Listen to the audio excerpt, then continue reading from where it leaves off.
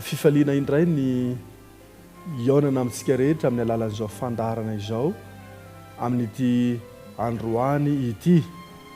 Ao amin'ity herinandro ity dia hiaraka anaraka ny fandaharana mahakasika ny fiainam-pianakaviana isika.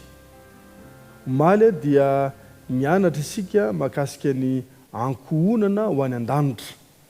Fa iroso lalindalina isika amin'ity androany ity ka iresaka be dia be mahakasika ny hoe ankohonana manompo an'Andriamanitra. Ny lohatenin'ny lesona izay ianarantsika amin'ity androany ity dia ny hoe raozy mena tsara loko ao anaty zaridaina efa tonta. Ny fiainam-pianakaviana mantsy dia rafitra anankiray izay napetrak'Andriamanitra mba hahasambatra ny olombelona.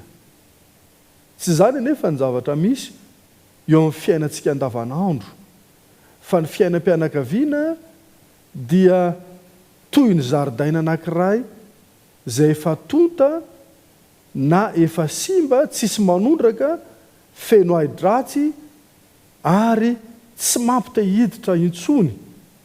Fa amin'ity hariva ity dia hianatra lesona 3 sarobidy isika izay iresantsika fa azo atao tsara ny mikolokolo ny fiainam-pianakaviana ho toy ny raozy mena tsara loko, ka na eo ara ny zaridaina izay efa simba dia voatazona ho tsara loko mandrakariva izany fiainam-pianakaviana izay misy atsika izany.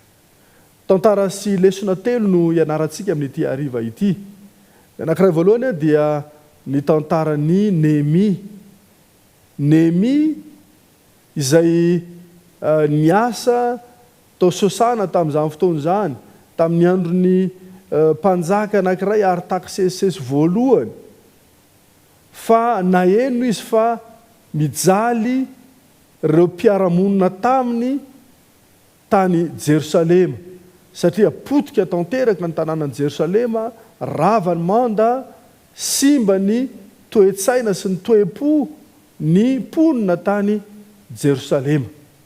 Ary dia nangataka tamin'ny mpanjaka Artaxerxes Néhémie mba handeha hitarika ny asa any Jerosalema, ka dia niala tao Babilôna izy, niala tao amin'ny tanànana izy, ary nandeha nakany Jerosalema.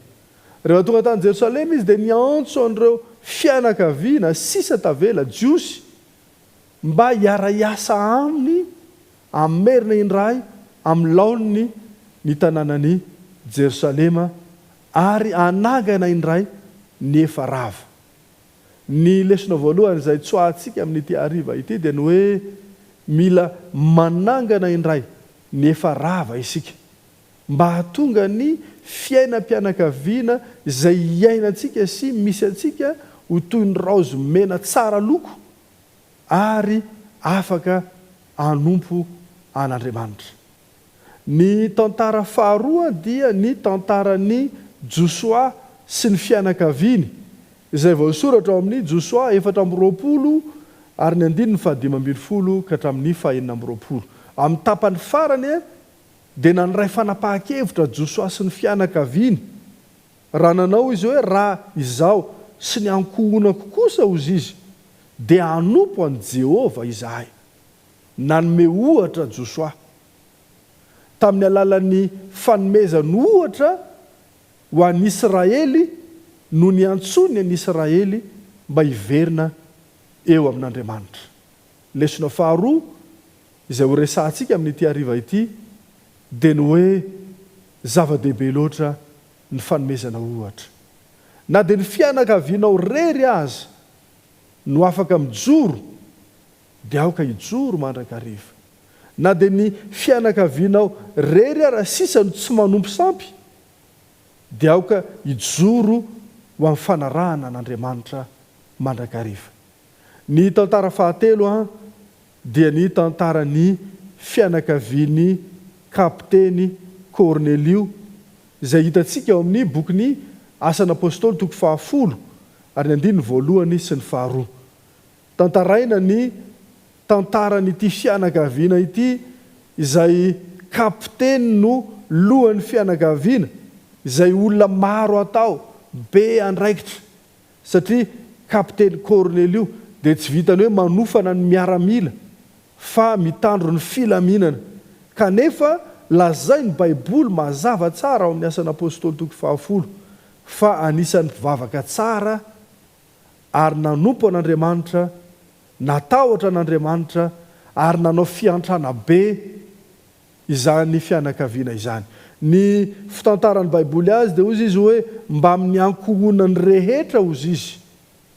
Eto dia manao antso ho amin'ny fianakaviana, dada, neny, ny ankizy, mba hiverina amin'ny fanompona an'Andriamanitra ny tenin'Andriamanitra. Miaina ao anatin'ny tontolo feno faharatsiana isika ankehitriny, toy ny zaridaina potika rava ny fiainan'ny tokantranon'olona maro, fa aoka ho tehirizina tahaka ny raozy tsara loko izany fiainam-pianakaviana izay misy antsika izany. Mila mamerina sy manarina indray ny manda isika, ary mila mitaona ny fianakaviantsika amin'ny alalan'ny ohatra izay omena tahaka ny Josoa. Ary ny fahatelo farany dia zava-dehibe loatra ny fianakaviana miray hina, ny fianakaviana rehetra miara-miasa manompo an'Andriamanitra, makany am-piangonana mba ho kristianina tia an'Andriamanitra izany fianakaviantsika izany. Mirary soa ho an'ny fianakaviana rehetra izay manaraka izao fandarana izao, ka Andriamanitra ne hamangy izany fianakaviantsika izany mba hifampitaona, hifampahery, hifanohana, ka ho fianakaviana sy ankohonana manompo an'Andriamanitra izany fianakaviantsika tsiraray avy izany. Andriamanitra ahitahantsika rehetra ary ho faranantsika amin'ny vavaka manokana izany fotoana izay tanterahantsika izany.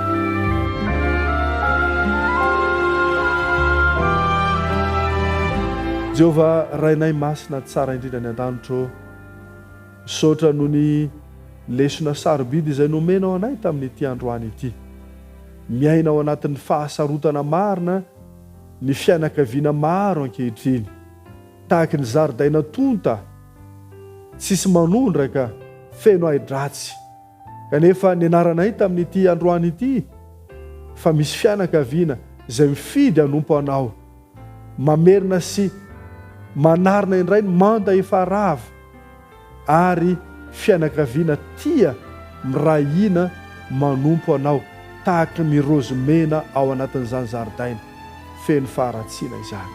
Tompo, mivavaka ho an'ny tokantrano izay miaino anay izahay amin'ity hariva ity, mivavaka ho an'ny fiainam-pianakaviany mpanaraka n'izao fandarana izao izahay, aoka ho tehirizinao ho amin'ny fanarananao ny tsiraray avy. Fa tonononay, angatahanay noho ny amin'ny anaran'i Kristy izany vavaka rehetra izany. Amen.